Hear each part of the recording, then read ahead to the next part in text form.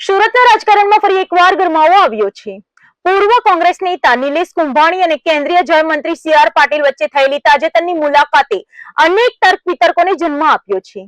વર્ષ 2024ની લોકસભા ચૂંટણીમાં ફોર્મ રદ થયા બાદ કોંગ્રેસમાંથી હકાલપટ્ટી બાદ નિલેશ કુંભાણી લાંબા સમય સુધી શાંત રહ્યા હતા, પરંતુ સી.આર. પાટીલ સાથેની આ મુલાકાત બાદ તેઓ ફરી ચર્ચાના કેન્દ્રમાં આવ્યા છે.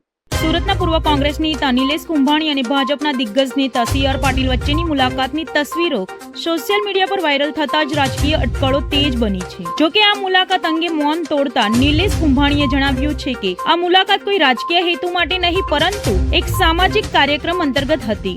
સી.આર. પાટીલ સાથે મુલાકાત થઈ છે. કઈ રીતે ક્યાં પ્રોગ્રામ હતો? રાજુલા માર્કેટિંગ યાર્ડમાં જળ સંમેલનનો પ્રોગ્રામ હતો. આગળના દિવસે પાટીલ સાહેબ જોડે મારે વાત થયેલી કે હું તમારા વિસ્તાર રાજુલા આવું છું, ત્યારે મેં એમને આમંત્રણ આપેલું મારી ફેક્ટરી ઉપર ચા પાણી પીવા આવજો.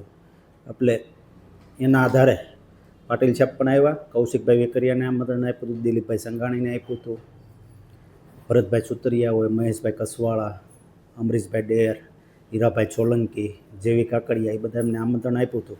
જનકભાઈ કાછડિયા એ આમંત્રણને માન આવી અને અમારી ઓફિસે ચા પાણી પીવા માટે આવેલા હતા. તમારી આ એક મુલાકાત જે છે લોક ચર્ચા ચલાવી છે કે નિલેશભાઈ કુંભાણી જે છે તે આગામી દિવસોમાં ભાજપમાં જોડાશે અને તેમને સ્થાનિક સ્વરાજ્યની ચૂંટણીમાં તેમને એ ટિકિટ પણ આપવામાં આવશે. નહીં, કોઈ પક્ષમાં જોડાવા માટેની કોઈ ચર્ચા જ નથી થઈ અને એ કોઈ ચર્ચા કરવામાં આવી નથી. વર્ષ 2024 બાદ તમે જે રીતે ફોર્મ પરત ખેંચ્યું ત્યારબાદ આજે કેમેરા સમક્ષ આવ્યા છો, ક્યાં હતા આટલા દિવસથી લોકો કહી રહ્યા છે?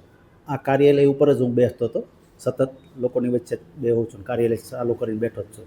અને ફોર્મ તમે શા માટે પરત ખેંચ્યું હતું? શું એમાં કયા પ્રકારની ફોર્મ પરત ખેંચવામાં નહોતું આવ્યું. 2017માં કોંગ્રેસે પૂરેપૂરી મહેનત મેં કરી હતી, કન્ફર્મ આપ્યું, ખર્ચો પૂરો કરાવડાવ્યા, પછી કોંગ્રેસ પાર્ટીએ મને છેલ્લી ઘડીએ કાપી નાખ્યું હતું. અમારા ટેકેદારો કાર્યકર્તાઓ નારાજ હતા કે આ વખતે માહોલ નથી, શેના માટે લડવાનો.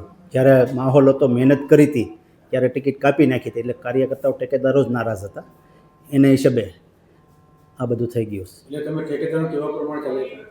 ટેકેદારોને કહેવા પ્રમાણે એટલે કે ટેકેદારો કાર્યકર્તાઓ 2017માં પણ મહેનત પૂરી કરતા હતા.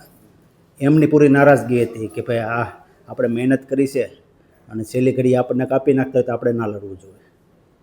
તો તમને એવું નહીં લાગે તમારી મહેનત ઓછી છે પણ જે સુધી આશા જાગી નહીં? મહેનત પૂરી કરી હતી ને આપણે, ક્યાં નથી કરી. પણ કાર્યકર્તાઓને ટેકેદારોને માન રાખવું પડે ને, એમની મહેનત હોય છે.